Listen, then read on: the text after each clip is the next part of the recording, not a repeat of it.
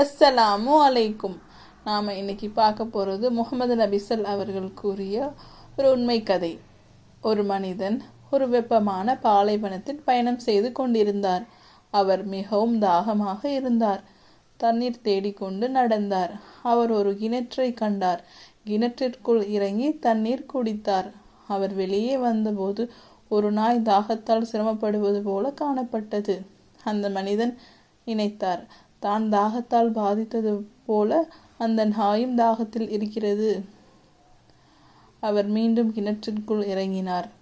தன்னுடைய செருப்பில் தண்ணீரை நிரப்பி அதை வாயில் வைத்து கொண்டு மேலே வந்தார்.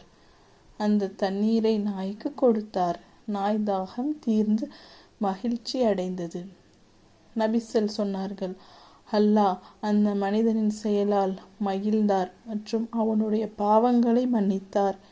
ஒரு சின்ன இரக்கம், ஆனால் ஒரு பெரிய நன்மை. இந்த கதை நமக்கு என்ன சொல்கிறது என்றால், இரக்கம் என்பது மிகப்பெரிய இஸ்லாமிய பண்பாகும். நமக்கு தெரியாமலே நாம் செய்யும் சிறிய காரியங்கள் கூட அல்லாஹ்விடம் பெரிய பலனை தரக்கூடும்.